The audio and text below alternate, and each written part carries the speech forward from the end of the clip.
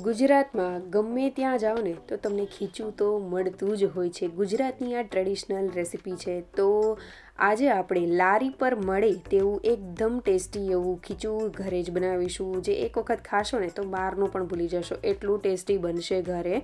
અને જનરલી આપણે મેળામાં તો ખાતા જ હોઈએ છીએ ચોક્કસથી. અને સાથે જ્યારે આપણે બહાર જઈએ ત્યારે સાઈડમાં લારી પર મળતા હોય છે તો આપણું મન જરૂરથી લલચાઈ જાય છે, બરાબર ને?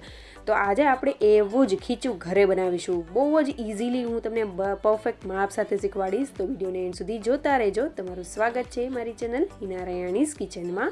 આપ સૌને મારા જય શ્રી કૃષ્ણ. તો સૌથી પહેલાં આપણે એક ઊંડું એવું વાસણ લેશું. મેં અહીંયા એલ્યુમિનિયમનું જે તપેલું હોય એ લીધેલું છે. જનરલી આપણે ખીચું બનાવતા હોઈએ છીએ પાપડ માટે, તો આ રીતનું જ તપેલાનો ઉપયોગ કરતા હોઈએ છીએ. બહાર લારી પર પણ આવું જ તપેલું લીધેલું હોય છે, કારણ કે ઊંડું હોય તો હલાવતા ફાવે. તો તમે અહીંયા નોનસ્ટિક પેનનો પણ ઉપયોગ કરી શકો છો. તો હવે આપણે કોઈ પણ એક વાટકીનું માપ સેટ કરી લેશું. એ વાટકીના માપથી જ આપણે 3 વાટકી જેટલું પાણી એડ કરી દઈશું. જો તમારી પાસે મેઝરિંગ કપ હોય તો 3 કપ જેટલું પાણી લેવાનું છે. હવે પાણીને થોડી વાર માટે ઉકળવા દેવાનું છે, ગરમ થવા દેવાનું છે. તમે જોયું હશે આગળ થોડા એવા બબલ થવા લાગ્યા હતા. એટલે પાણી આપણે થોડું ગરમ થાય એટલે આપણે 1 ચમચીથી થોડો ઓછો એવો અજમો મેં એડ કરેલો છે. ત્યારબાદ 1/4 ચમચી જેટલો આશરે જીરું, આખું જીરું, બંને વસ્તુને હાથની મદદથી મસળીને એડ કરવાનું છે.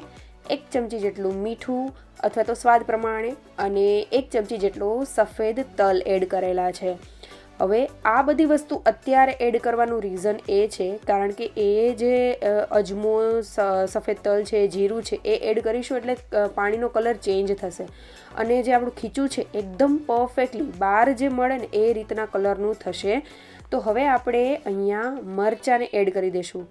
તમારા ઘરમાં જેવી તીખાશ ખવાતી હોય એ રીતે મરચાં એડ કરવાના છે. મેં અહીંયા 2 ચમચી જેટલા બારીક કાપેલા તીખા મરચાંને એડ કરેલા છે.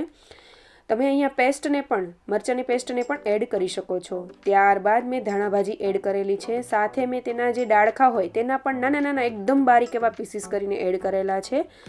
આ બધી વસ્તુની જ્યારે ફ્લેવર જે પાણીમાં ભળશે ને એટલે ટેસ્ટ એનો ગજબનો આવશે. તો હવે આપણે બધી વસ્તુ એડ કરી દીધા પછી તેને સરખી રીતે આપણે એક વખત હલાવી લેશું અને તેને સરસ એવું થવા દેશું. તમે જોઈ શકો છો જ્યારે પણ આપણે અજમો અને જીરું એડ કર્યું તો થોડો કલર ચેન્જ થયો છે અને હજી પણ તેનો કલર થોડો ચેન્જ થશે. જ્યારે આપણે મરચાં બારીક કાપેલા એડ કરેલા છે અને ધાણાભાજી એડ કરેલા છે એટલે તેનો કલર થોડો હજી પણ ચેન્જ થશે. હવે આપણે તેને ઢાંકીને 5 મિનિટ માટે સરસ એવું ઉકળવા દેવાનું છે ફૂલ ફ્લેમ ઉપર. આ રીતે કરવાથી એકદમ સરસ એવું, જ્યારે આપણું પાણી સારું એવું ઉકળેલું હોય તો ખીચું આપણું બહુ જ સરસ એવું ટેસ્ટી બને.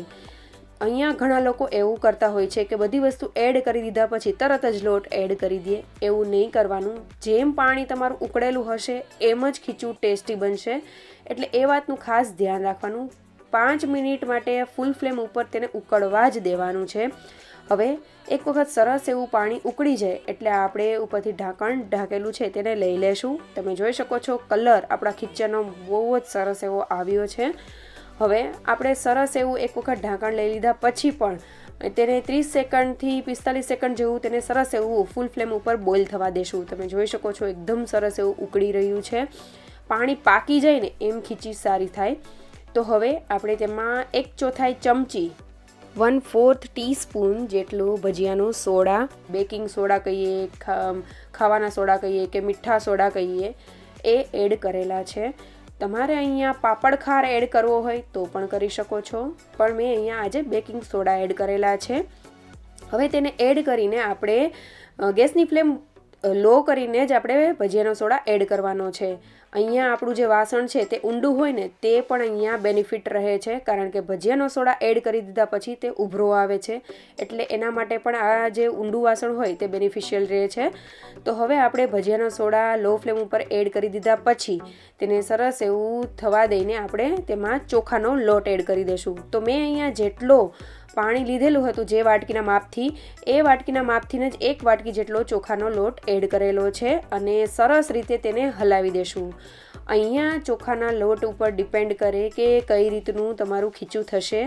તો અહીંયા આપણે ચોખાનો લોટ લીધેલો છે તો આ રીતનો પરફેક્ટ થયો છે. ઇનકેસ તમારે થોડું એવું ઢીલું રહેતું હોય વધારે પડતું તો તમે થોડો એવો લોટ ફરીથી એડ કરી શકો છો.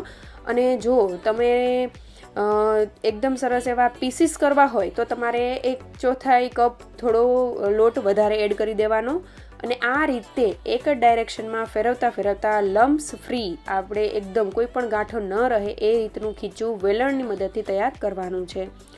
અને એક વખત ગોળ એવું ફેરવાઈ જાય એટલે આ રીતે આગળ પાછળ પણ વેલણ ફેરવવું, જેથી કરીને કોઈ પણ ગાંઠો હશે ને તો તરત જ ઉપર આવશે ને ભાંગી જશે. તો હવે આપણે ચમચીની મદદથી પણ થોડું એવું તેને સેટ કરી લીધેલું છે, કોઈ ગાંઠો છે કે નહીં એ મેં જોઈ લીધેલું છે. હવે તેને આપણે ગેસની ફ્લેમ એકદમ લો કરી દેશું અને તેની નીચે આ રીતનો તવો એડ કરી દીધેલો છે. હું અત્યારે તપેલામાં જ તેને બાફવાની છું એટલા માટે. તો હવે આપણે જે ખીચું છે તેને ઢાંકીને નીચે સ્પેશિયલી તવો રાખવો, કોઈ પણ એવી વસ્તુ રાખવી લોટ થોડી જાડી હોય એવી, જેથી કરીને તે ધીમે ધીમે જે આપણું ખીચું છે તે પાકે. તો 15થી 20 મિનિટ ઓછામાં ઓછું તેને પાકવા દેવાનું, એકદમ લો ફ્લેમ ઉપર તેને બફાવા દેવાનું છે. જો તમારે આ રીતે તવા નીચે રાખીને પ્રોસેસ ન કરવી હોય તો તમે ઢોકળિયામાં પણ કરી શકો છો. તો તેમાં પણ તમારે 15થી 20 મિનિટ ઓછામાં ઓછું તેને બાફવાનું છે. હવે 15થી 20 મિનિટ થઈ ગઈ છે તો ઉપરથી ઢાંકણ લઈ લેશું અને તમે જોઈ શકો છો આપણું ખીચું કેવું બન્યું છે. એકદમ ફૂલાઈ ગયું છે અને એકદમ ટેસ્ટી એવું બન્યું છે.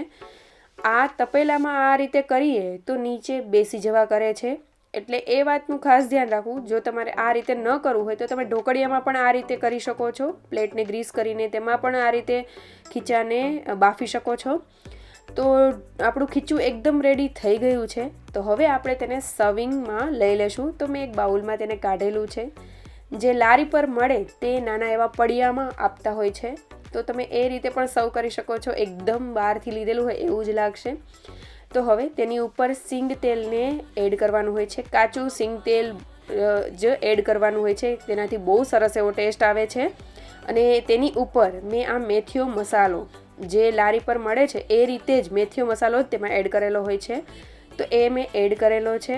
ઇનકેસ તમારી પાસે ન હોય મેથીઓ મસાલો તો તમે લાલ મરચું પાવડર પણ અહીંયા એડ કરી શકો છો. તો તમે જોઈ શકો છો એકદમ ટેસ્ટી અને લારી પર મળે ને તેવું જ મસાલેદાર આપણું ખીચું બનીને તૈયાર થઈ ગયું છે. અને આ ખીચાની સ્પેશિયાલિટી એ છે કે ખાતા તમને ગળામાં જરા પણ અટકાશે નહીં. ઘણી વખત એવું હોય કે ખીચું જો તમારું પરફેક્ટલી ન બનેલું હોય, પરફેક્ટલી ન પાકેલું હોય, સ્ટીમ ન થયેલું હોય, ગળામાં ચોંટવાના બહુ જ ચાન્સીસ હોય છે. કારણ કે જ્યારે ખાઈએ ને તો એમ લાગે કે ગળામાં ચોંટે છે, નથી ભાવતું, નથી મજા આવતી, એવી ઘણી કમ્પ્લેન આવતી હોય છે.